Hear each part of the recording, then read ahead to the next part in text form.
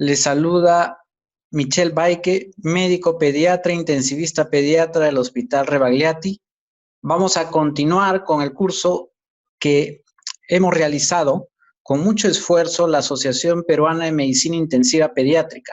Hoy día nos va a acompañar con su charla académica el doctor Vladimir Basurto y su tema es transmisión del SARS-CoV-2 y medidas de protección del personal de salud. La charla la vamos a dividir en dos partes, son los mecanismos de transmisión y las medidas de protección para el personal de salud, ¿no? Entonces, solamente generalidades. La enfermedad se llama el COVID-19 por coronavirus, se le pone porque la epidemia ha empezado, su origen es en el año pasado, y el germen es un virus, un coronavirus, que es el SARS-CoV-2, ¿no? Al igual que la mayoría de brotes por coronavirus, se cree que la fuente primaria es un animal. El reservorio, lo más probable ahora es que se piense que es un murciélago en China, y que el hospedero intermediario, que es donde el virus, lo que se supone que vive en el murciélago, y luego a través de una serie de mutaciones llega a ser infectante y luego necesita un hospedero intermediario que puede ser, hasta ahora están viendo que puede ser la tortuga, el pangolín, las civetas, que es donde se genera otra mutación donde se hace más infectante y tiene esa capacidad para ya pasar al ser humano.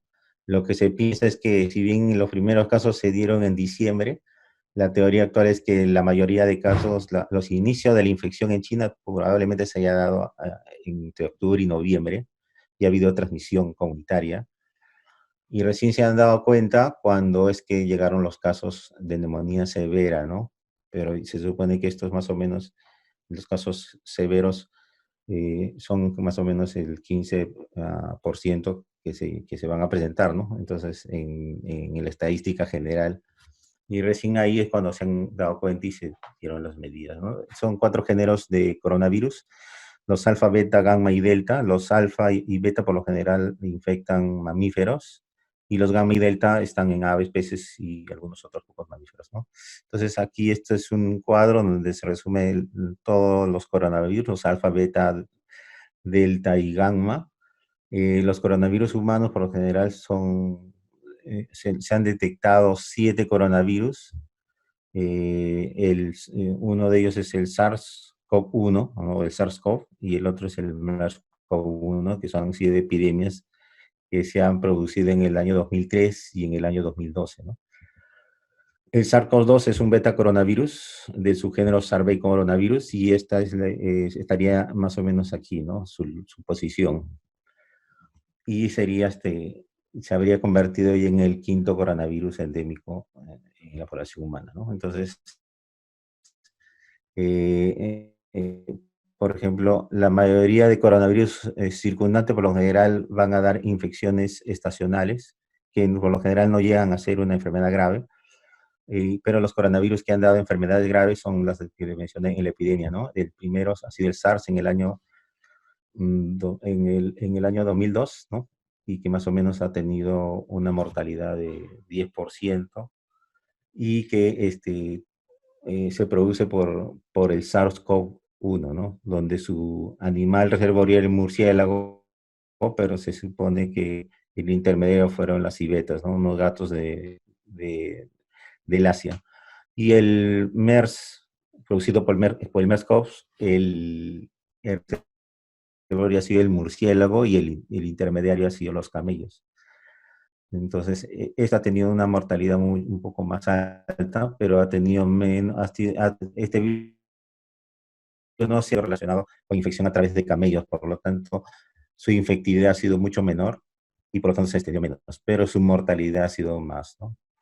Y ahora tenemos al SARS-CoV-2, ¿no? Que es el que ha aparecido ahora, y que es el que motivo de la charla, ¿no? Entonces, para empezar a hablar sobre la transmisibilidad, hay que hablar sobre la constante o el número reproductivo básico, ¿no? Entonces, ¿qué significa una persona que tanta posibilidad tiene de infectar o causar casos secundarios?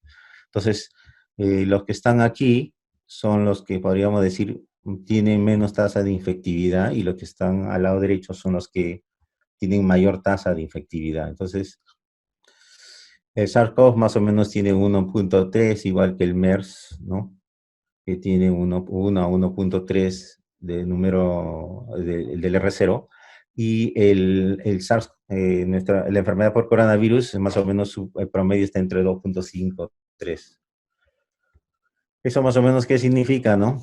Es el número de personas a partir de una que van a enfermar a partir de una persona, ¿no? Entonces, mientras más alto sea el número, más personas infectadas a partir de una persona enferma tenemos, ¿no? En promedio se habla de que el SARS-CoV-2, ¿no? Tiene un número reproductivo básico a promedio de 3, ¿no? Entonces, una persona va a infectar a 3 personas como caso secundario. Pero comparándolo con las demás enfermedades, por ejemplo, el ébola tiene más o menos 1, ¿no?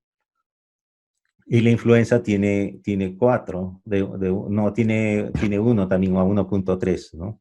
La rubiola tiene 4, el sarampión inclusive tiene mucho más, ¿no?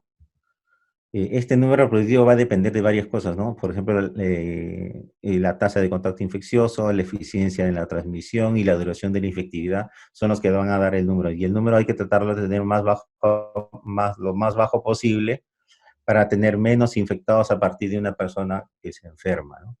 Entonces, para eso es que se hacen varias estrategias, que es la que estamos haciendo ahora, ¿no? A nivel mundial, ¿no? El distanciamiento social, el cierre de escuelas, el cierre de universidades, restricción de reuniones, ¿no? Para modificar este número también se hace que se tenga, por ejemplo, la higiene respiratoria de las personas que están enfermas, que usen sus manos y en los hospitales el uso adecuado de equipo de protección personal, que es el motivo de la charla, y el aislamiento domiciliario para los casos sospechosos, ¿no? Entonces, mientras más se cumpla esto, el número reproductivo va a disminuir. ¿Se me escucha, no? Ya. Ahora un poco Sí, más sobre sí se escucha. transmisibilidad. El mecanismo de transmisión a nivel humano, como les mencioné, la fuente animal se cree que es el murciélago. En todo caso, no se desconoce cuál es el hospedería intermediario. Y todo apunta a que esto se ha realizado por el contacto directo con animales infectados o sus secreciones, ¿no? Hay dos teorías para la evolución del virus a partir de los animales. Uno es que el virus por filogenética y evolución natural ha mutado a partir de los murciélagos, ha hecho una selección natural y luego se volvió infectante hacia los seres humanos a través de un hospedero intermediario. Y lo otro es que se supone que a partir de los primeros casos que se pueden haber sucedido entre octubre y noviembre en forma teórica, el virus ha empezado a mutar hasta lograr tener esa posibilidad de ser más infectante humano. Comparándolo con los otros virus, el SARS-CoV-1 y el SARS-CoV-2, ellos no tienen una capacidad de infectar de estos virus, ¿no? Inclusive que la velocidad de Tex, inclusive se ha hecho estudios donde se ha logrado que mentalmente se ha logrado que el gato y el hurón se enfermen a través del SARS-CoV-2. Entonces, lo que sí demuestra es que puede haber infectividad de humanos a animales entre gatos, pero no se ha detectado ningún caso para determinar de que los animales de compañía, gatos, podrían contagiar a humanos, ¿no? Eso todavía no hay evidencia de eso, ¿no? En cuanto a los mecanismos de transmisión de humano a humano, se suponen varias formas, ¿no? Entonces, el mecanismo más común y el más frecuente es el contacto por gotitas respiratorias o por contacto directo o indirecto, ¿no? Hay un riesgo hipotético de transmisión por aire, se ha encontrado RNA viral y también se ha logrado cultivo en algunos pacientes a través de materias fecales, eh, pero no se cree que esto llegue a afectar la epidemiología. No se ha detectado ningún caso que se haya contagiado por materia fecal o fecal, ¿no? De los pacientes ya infectados. La transmisión vertical igual no tiene evidencia y la transmisión por sangre no hay evidencia, aunque sí se ha encontrado presencia en los enfermos de virus en sangre, lágrimas, secreciones conjuntivales en aquellos que presentan conjuntivitis, secreción orofaringea, saliva, heces y secreciones. Por lo tanto, toda excreción de la persona infectante, excepto el sudor, deben ser consideradas como potencialmente infectantes, ¿no? Recordar que el principal mecanismo y el que sí está demostrado para la transmisión del SARS-CoV-2 es a través de las gotitas respiratorias generadas por la tos, el hablar, los estornudos y el contacto con superficies humanas, ¿no? Este es un esquema que nos habla de, no necesariamente para el SARS-CoV-2, como le menciono, para el SARS-CoV-2 son las gotitas respiratorias y el contacto directo o el contacto a través de fomites, ¿no? Entonces, pero en algunas enfermedades, por ejemplo, varicela, por ejemplo, tuberculosis, sí está demostrado que la posibilidad de transmisión aérea. Entonces, el virus puede viajar a más grandes rutas, ¿no? Entonces, acá están las gotitas que pueden ser respiratorias a partir de una persona que tose. Esta puede generar gotas de 50 micras, 100 micras, que rápidamente se van a depositar en menos de por menos de 2 metros van a depositarse y no se van a quedar suspendidas, ¿no?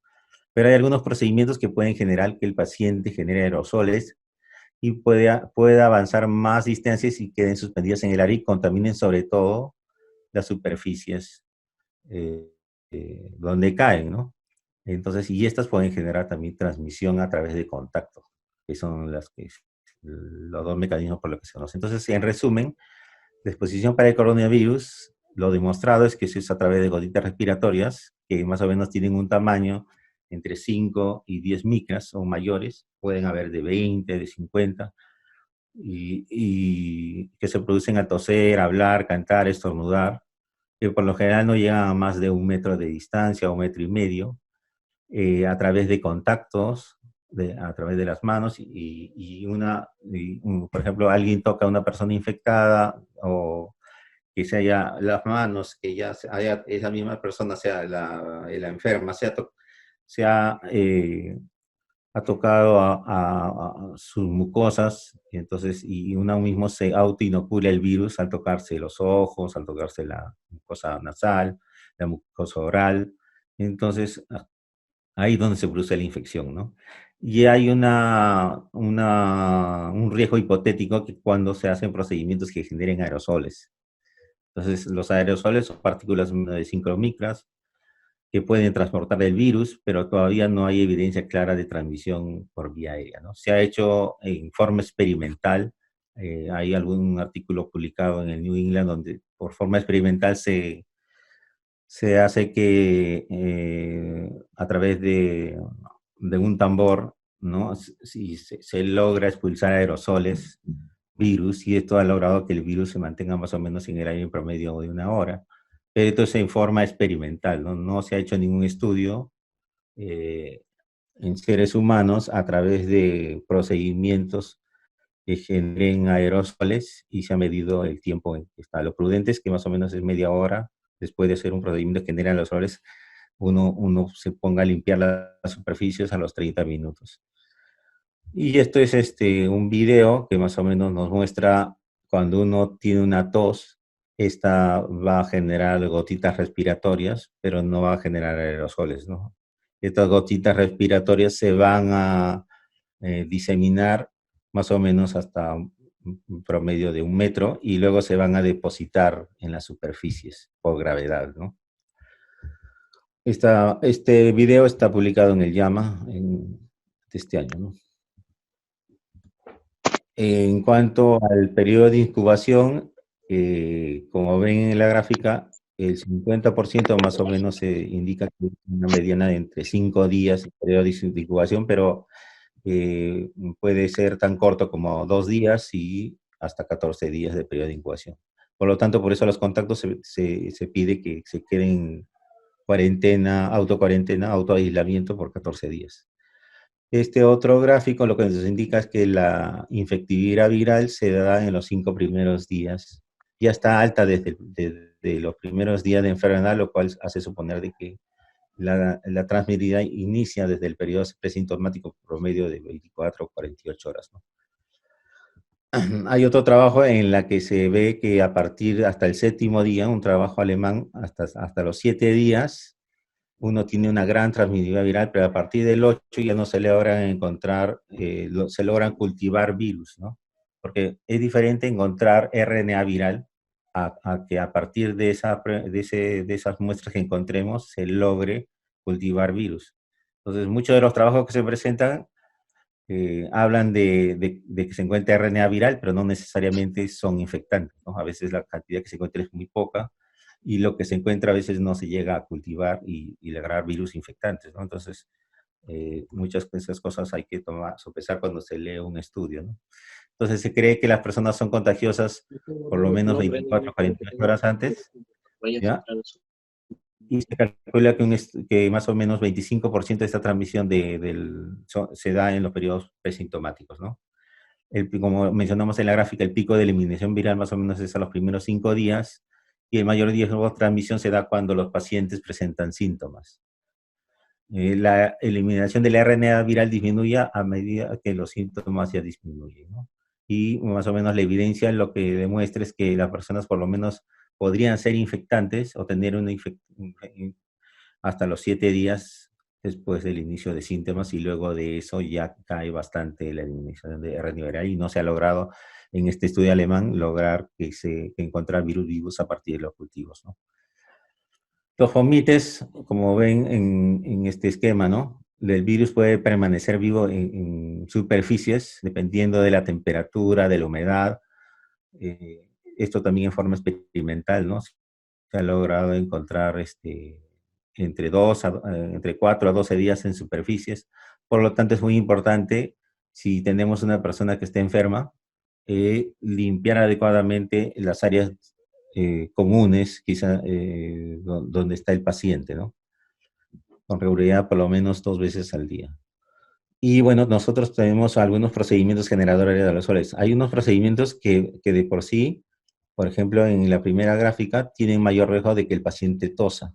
Y por lo tanto, al tener la vía aérea abierta y el paciente durante el procedimiento que genera una tos, eso va a hacer que tenga mucho más riesgo de generar aerosoles y que sea mayor la infectividad. Pero hay otros procedimientos que dependen de un flujo o de la velocidad de un flujo, como por ejemplo dar ventilación a presión positiva.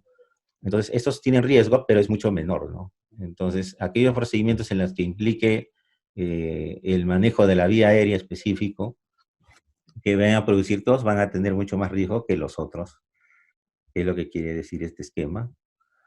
Y bueno, se ha categorizado los procedimientos generadores visuales en categorías de riesgo, ¿no? Entonces, los que están en la intubación endotraqueal, por ejemplo, el procedimiento de traqueostomía, la ventilación manual antes de la intubación o la ventilación no invasiva, son los procedimientos de más riesgo y los que se han demostrado a través de revisiones sistemáticas, que son los que podrían tener mayor riesgo de generar aerosoles. Sobre todo la intubación endotraqueal, ¿no? Que es en la mayoría de estudios está con el OR más alto. Pero también podemos considerar la extubación, ¿no? La aspiración de vía aérea abierta después de la intubación, ¿no? Las broncoscopías, la gastroscopía, ¿no? Algunos procedimientos quirúrgicos que implican dispositivos de alta velocidad, como por ejemplo también los procedimientos dentales que implican perforación de alta velocidad, la inducción de esputo, con nebulización y fisioterapia, es lo que también tiene alto riesgo, el uso de la ventilación mecánica de alta frecuencia, y la renovación cardiopulmonar. En teoría, las compresiones podrían generar, o sea, es teórico, aerosoles, pero sobre todo lo que sí se ha visto en aquellas reanimación cardiovascular que sea invasivamente ventilada y conectada al ventilador tiene riesgo, ¿no? Lo que tiene menos riesgo son las aspiración oral y nasal, ¿no? O la recreación de muestras orofaringeas, ¿no? La cánula dorsal de alto flujo, ¿no? Exipar burbujas también, ¿no? Y los medicamentos por el paciente tiene tos intensa, bueno, también considerar que podría pasar a alto riesgo, ¿no? Pero más o menos estamos aquí. En cuanto a la nebulización, en general, no hay ningún trabajo que sustente, o sea, es teórico que se van a generar aerosoles, sí, pero no es que los aerosoles van a ser tan infectantes porque es un sistema que va a producir, que no va a tener secreciones del paciente, sino que se va a poner un fármaco y esto se va a nebulizar y se va a ir al ambiente, pero no estamos no estamos nebulizando virus, ¿no? Entonces, los trabajos de la mayoría no son concluyentes en que sea un procedimiento de alto riesgo, pero en todo caso la mayoría de sociedades y protocolos indican que usar mejor es el MDI, ¿no? Para evitar cualquier riesgo de infección. Y por lo tanto, en los hospitales, ahora en época de pandemia, se va a tratar de categorizar ahora los servicios o áreas hospitalarias por donde se realizan procedimientos de alto riesgo para ahí enviar el equipo de protección personal adecuado, ¿no? Y las áreas de cuidados agudos que tienen mayor riesgo para procedimientos generadores de sales son las unidades de cuidados intensivos, las unidades de cuidados intermedios, la sala de shock trauma en emergencias, o las salas o áreas clínicas donde con regularidad se usan procedimientos de aerosoles, ¿no? Quirófanos donde se realice esto, o procedimientos como endoscopía, broncoscopía, gastrointestinal o bronquial, ¿no? Ahora vamos a hablar un poco de las medidas de protección personal. Eh, Entre todas las medidas para prevenir infecciones que realiza el gobierno, ¿no? Y el Ministerio de Salud, cuando ocurren los primeros casos o ya empieza la epidemia, como en este caso del COVID-19, lo ideal es tener una identificación gráfica del los primeros casos y luego de estos tratar de disminuir o aislar a los contactos, ¿no? Entonces, eso significa diagnóstico y gestión de casos, ¿no? Entonces, a partir del caso índice, uno tiene que tratar de aislar a los contactos y tratar de que disminuya la cantidad de infectados porque eso va a ir aumentando, ¿no? Entonces, y hacemos una identificación y seguimiento de los contactos, ¿no?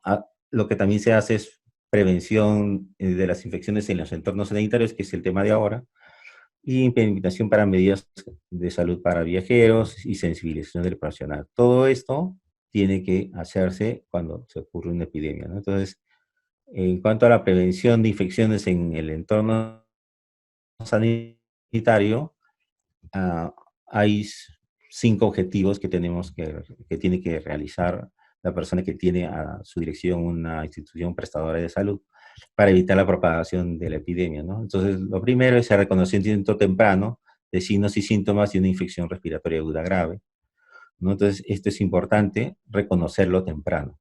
Lo otro, hay 2 cosas que hay que implementar y ya debe estar implementado desde antes de esta epidemia, son las precauciones estándar para los pacientes y para el personal de salud. Entonces, esto es muy importante, ¿no? Porque esto son procedimientos, acciones que uno va a realizar independientemente de la infectividad del germen, pero que se ha demostrado que van a reducir el riesgo de transmisión de infecciones. El otro es la implementación de precauciones basadas en la transmisión. Entonces, hemos hablado de que hay transmisión por gotitas, hay transmisión por aerosoles, transmisión por contacto directo, ¿no? Entonces, para cada una de ellas hay diferentes formas de acuerdo al riesgo de la transmisión y del germen en el que estamos, vamos a implementarlos, ¿no?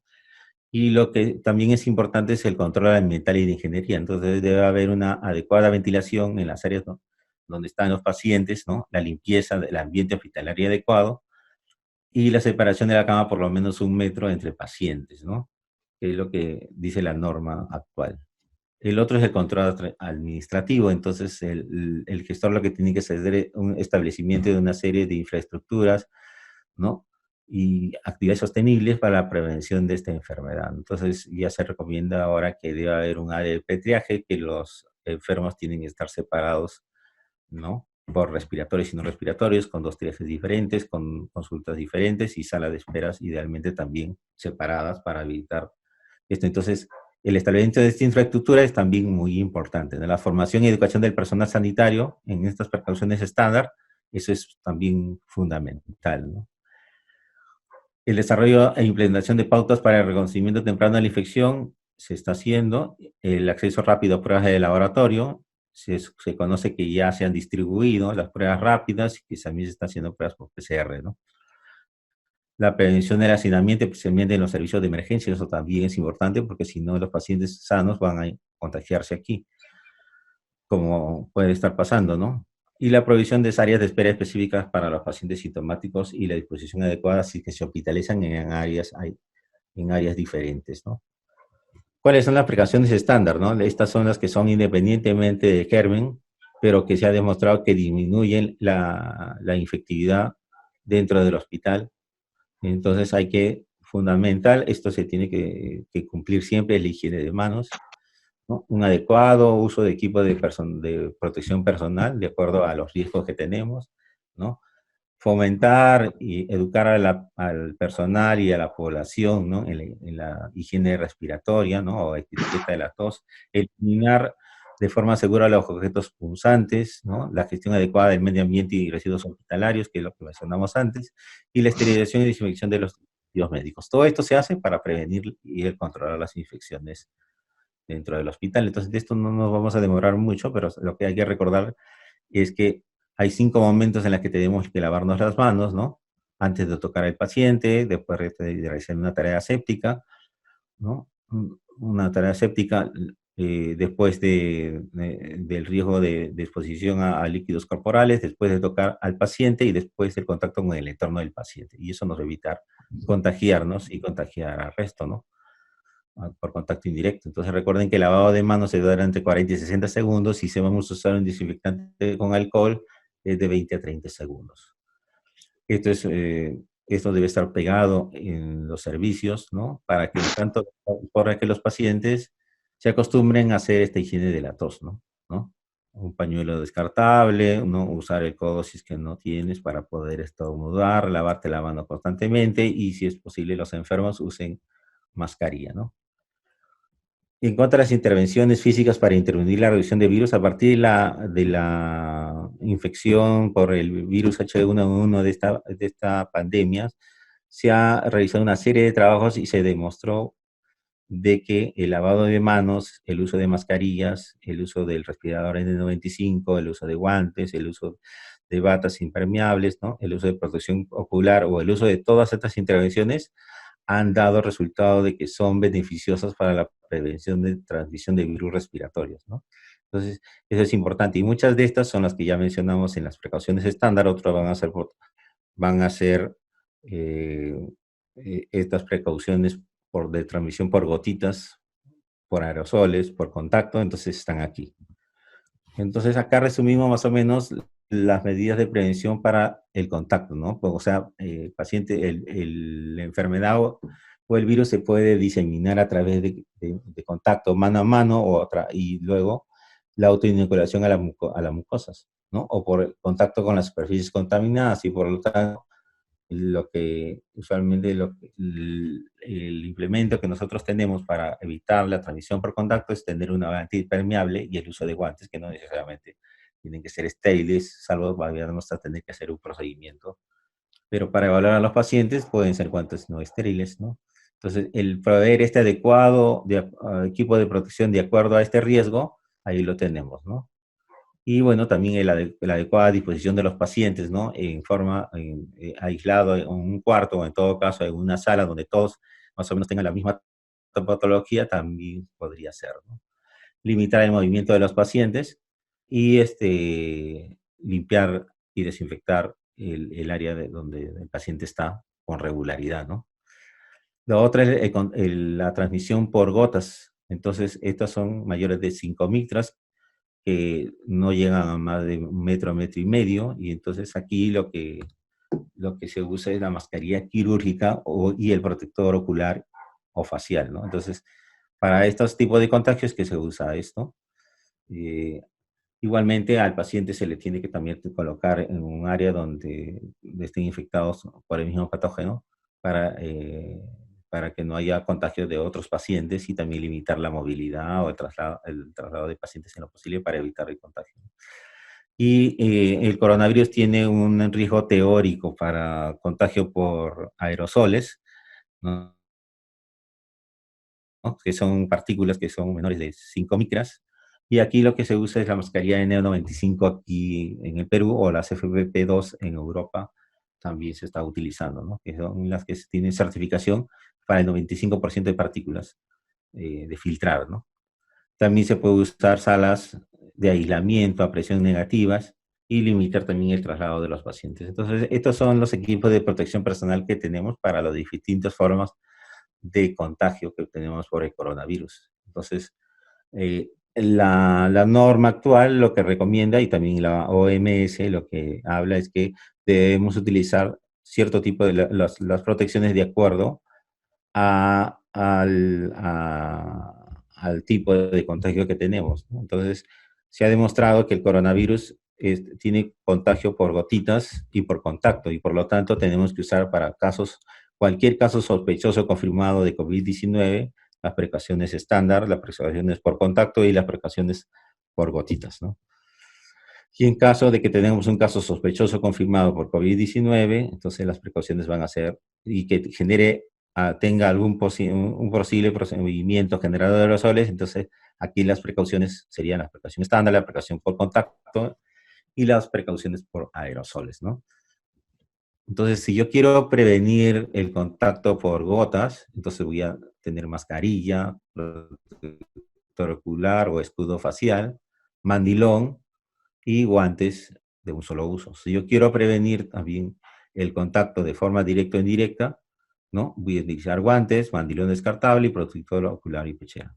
Si en todo caso voy a querer prevenir la transmisión por aerosoles, el respirador o filtro N95.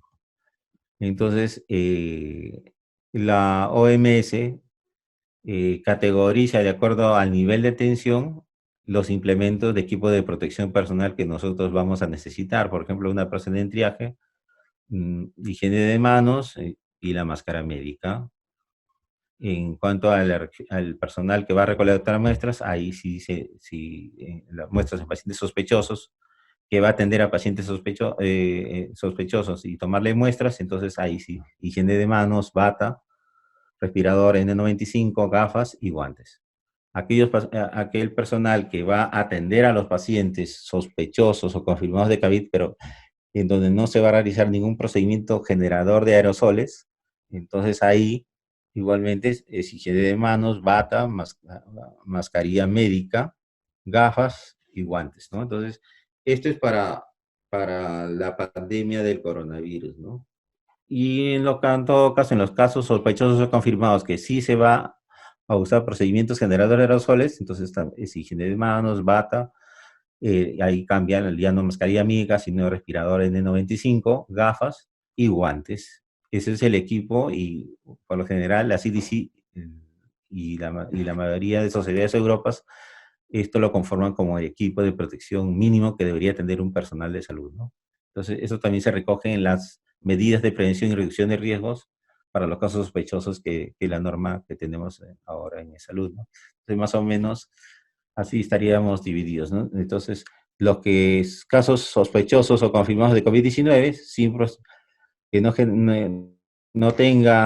vaya a hacer ningún procedimiento generador de aerosoles, y los que sí van a tener procedimientos generadores de aerosoles. Entonces, aquí la única diferencia es entre respirador. Entonces, tenemos producción ocular, mascarilla quirúrgica, guantes, mandilón, y no se requiere botas. Y en cuanto a si se va a realizar un procedimiento generador de aerosoles, ahí sí el respirador N95, mandilón, protector ocular, guantes estériles, y tampoco no se requiere botas. Esto es según la norma. Y el 27 de marzo salió la norma técnica, ¿no? El documento técnico para prevención y tratamiento de las personas infectadas por COVID-19. Esta resolución del 29 de marzo más o menos recogía lo que la OMS recomendaba. Entonces, solamente que agregaba que teníamos que usar también gorro quirúrgico, ¿no? ¿No? Entonces, para cuando se va a realizar procedimientos generadores de aerosoles, N95, y si no se va a realizar, mascarilla, ¿no? Entonces, ¿Cómo es que se va a colocar esto?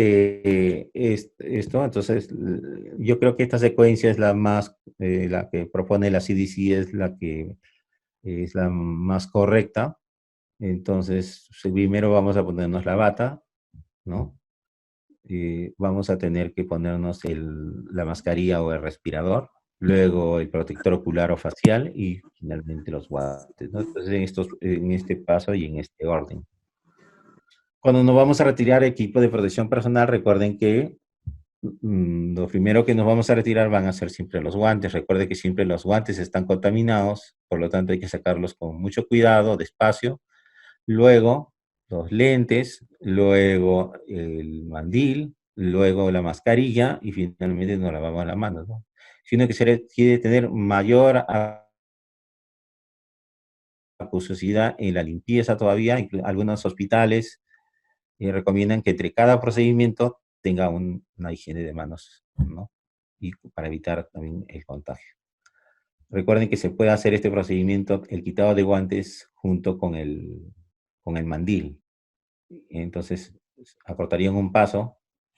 Lo que sí es importante es que cuando uno se retire el mandil lo tiene que envolver, ¿no? Y luego depositarlo en el tacho en el tacho con la bolsa roja, ¿no? El protector facial y los lentes, como son también, es un equipo escaso, por lo general se está reutilizando en varios hospitales, entonces estos no se desechan, se colocan en una cubeta donde después se va a tener que limpiar y mandar a desinfectar, ¿no? El respirador N95 también se está ahora reutilizando porque es un bien también que está escaso.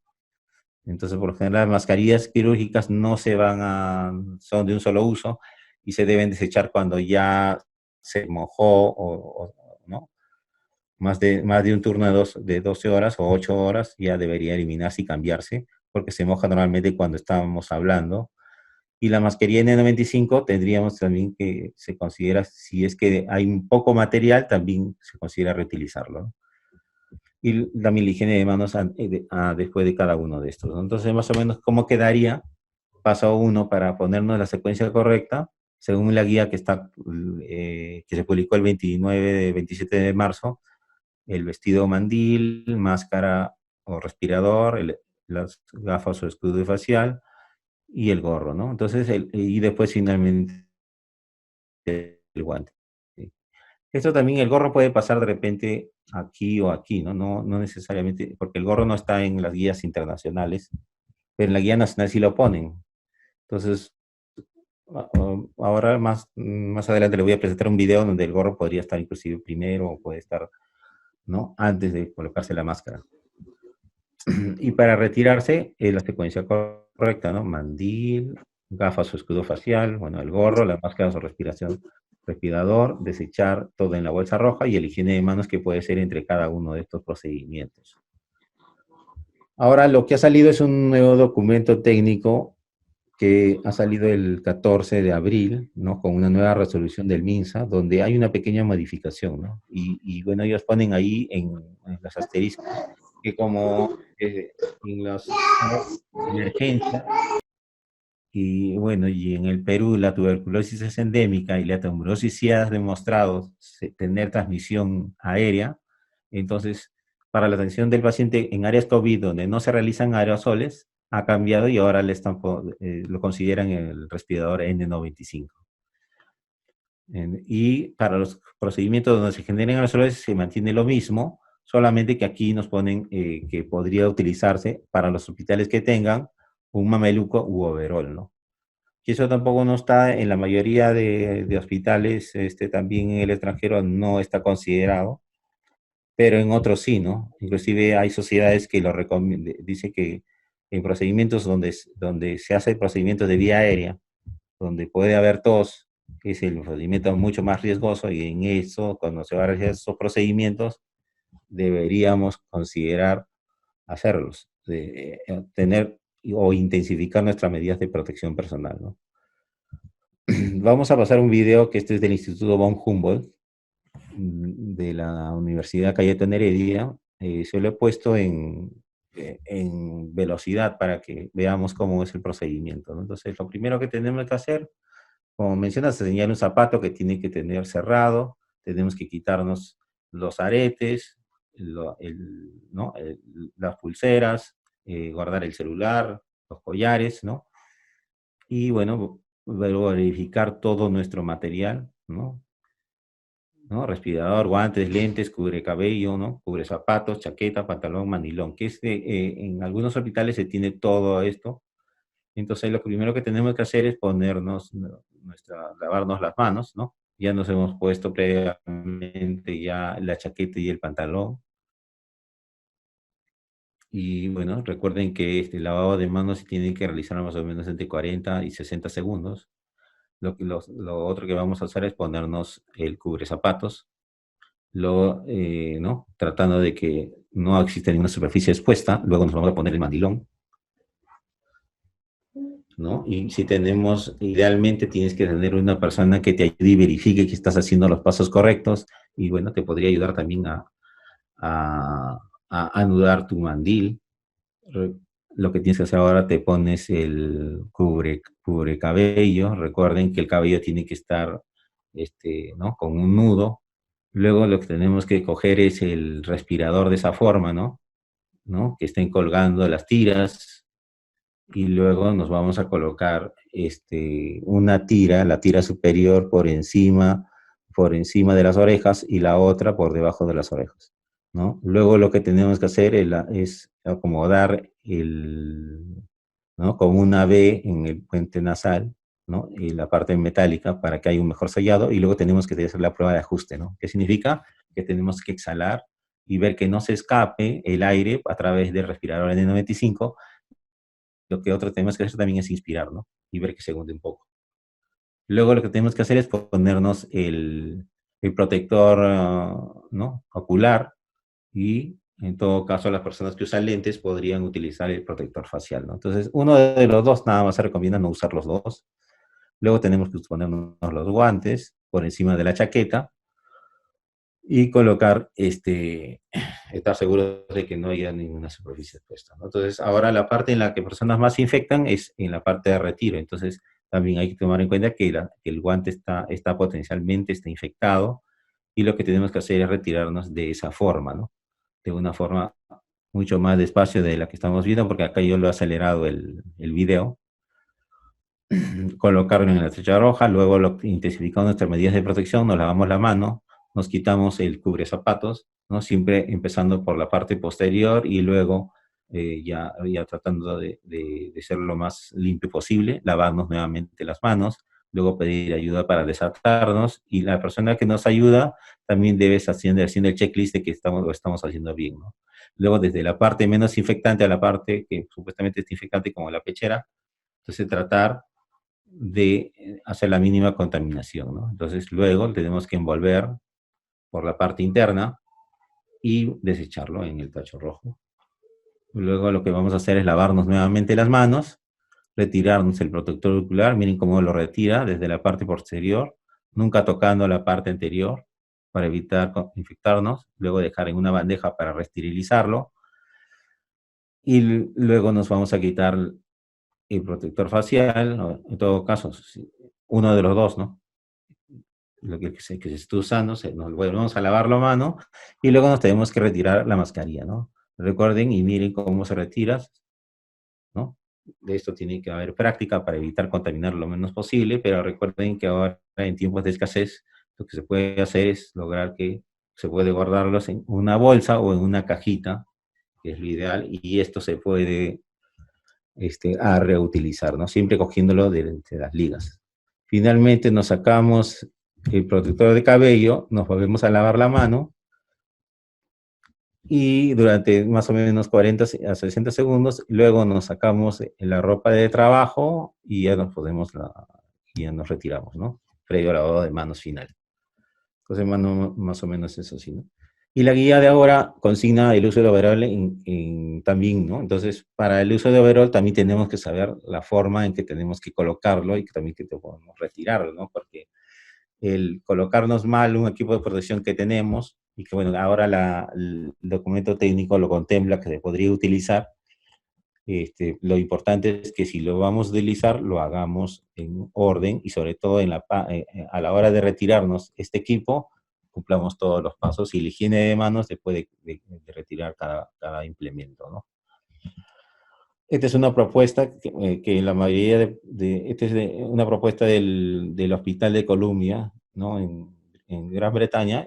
Ellos continúan todavía realizando su equipo de protección personal, así como lo hace la recomendación internacional. O sea, si es que no hay procedimiento, si vamos a manejar pacientes sospechosos y confirmados de COVID-19, que no se realicen procedimientos, no van a realizar ningún procedimiento generador de aerosoles, entonces aquí sí les dan su bata, que puede ser reesterilizable, sus guantes, su mascarilla y su protector ocular, ¿no? Entonces hay que tomar en cuenta, ¿no? Eso, ¿no? Aquí no se da mascarilla N95. Y para los lugares donde sí se va a realizar estos procedimientos, hay dos tipos podríamos clasificar, ¿no? Porque la guía nuestra no contempla, dice que si lo tienes lo puedes utilizar y si no, podrías utilizar el otro, ese que estamos en el video. Pero bueno, aquí por ejemplo, aquí lo diferencian en dos tipos, ¿no? De generador de aerosoles. Aquellos que están implicados en el manejo de la vía aérea aguda o en la intubación, entonces ahí se va a utilizar este tipo de equipo de protección personal. Entonces, sea, ahí se incluye el overall. Entonces, en todo ese equipo, que por lo general, en las guías actuales tratan de reducir el equipo a tres, ¿no? Para no hacer tanto gasto de material. Y tener un cuarto que esté fuera del cuarto, ¿no? Donde se está realizando la intubación endotraqueal, que puede ser el que traiga material que se vaya a necesitar, ¿no? Entonces, aquí sí se usa el gorro, la bufanda, la mascarilla N95, ¿no? El protector ocular, las máscaras faciales, ¿no? Las botas, ¿no? El overol y un mandil adicional, ¿no? Inclusive se consideran dos pares de guantes. Entonces, pero en el lugar, por ejemplo, en UCI, donde también se realizan procedimientos generales de aerosoles, pero que no impliquen la vía aérea, es el que hemos visto en el video, ¿no? ¿No? Ahí se usa el gorro, la mascarilla N95, el protector ocular, un par de guantes y un mandil, ¿no? Entonces ahí, por ejemplo, aquellas personas que están implicadas en todos los cuidados del paciente post-intubación o o el cuidado del paciente, ¿no? Y con un ventilador con circuito cerrado, entonces ahí podría utilizarse esto, ¿no? En todo caso, gracias por la atención.